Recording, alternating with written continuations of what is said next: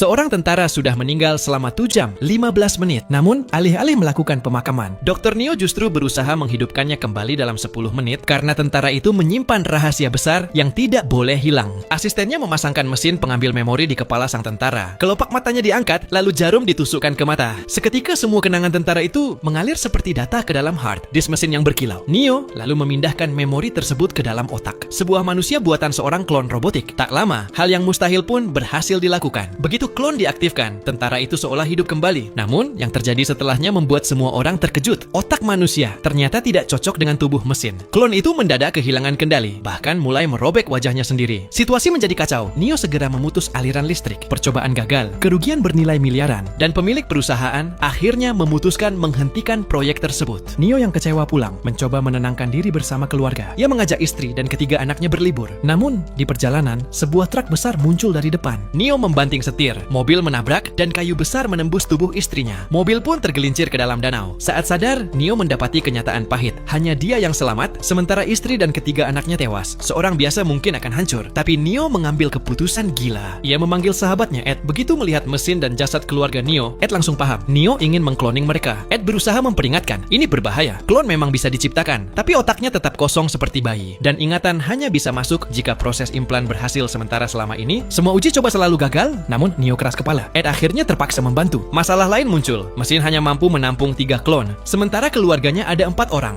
Dengan hati hancur, Neo mengorbankan anak bungsunya. Selama 17 hari, ia bekerja non-stop di laboratorium. Saat anaknya dinyatakan hilang dari sekolah, guru datang mencari. Neo berbohong bahwa anaknya sedang dirawat di rumah sakit. Ia bahkan menggunakan ponsel dan media sosial untuk berpura-pura sebagai keluarganya agar tak dicurigai. Akhirnya, tibalah hari terakhir. Klon berhasil tercipta, tapi proses memasukkan ingatan selalu gagal. Jika tak segera dikeluarkan, tubuh klon akan menua dengan cepat dan mati. Neo nekat mengeluarkan mereka. Begitu pintu terbuka, berdirilah tubuh manusia seutuhnya, meski dengan otak kosong. Ia lalu membius mereka. Ed tak percaya. Ternyata kali ini percobaan berhasil. Istri, anak laki-laki, dan anak perempuannya hidup kembali. Kini tinggal tantangan terakhir, menanamkan ingatan. Neo takut mereka akan gila seperti percobaan sebelumnya. Namun, begitu ia menggenggam tangan istrinya, mesin menunjukkan sinyal keberhasilan. Ia sadar, kegagalan terdahulu terjadi karena otak manusia dimasukkan ke tubuh mesin. Tapi sekarang, klon memiliki tubuh organik asli, sehingga proses bisa berjalan sempurna. Ingatan berhasil ditanamkan. Istrinya bahkan langsung memanggil nama Neo saat terbangun. Keesokan harinya, mereka sarapan bersama seperti keluarga normal. Seolah kecelakaan maut itu tidak pernah terjadi. Namun, perlahan muncul kejanggalan. Saat berlari, istrinya merasakan sakit perut. Malamnya, anak perempuannya mengalami mimpi buruk. Diam-diam, Neo menghapus ingatan mereka tentang kecelakaan mobil. Tapi istrinya sadar dan akhirnya tahu bahwa dirinya hanyalah klon. Meski terkejut, ia tetap memaafkan Neo. Karena tahu betapa besar beban yang ditanggung suami.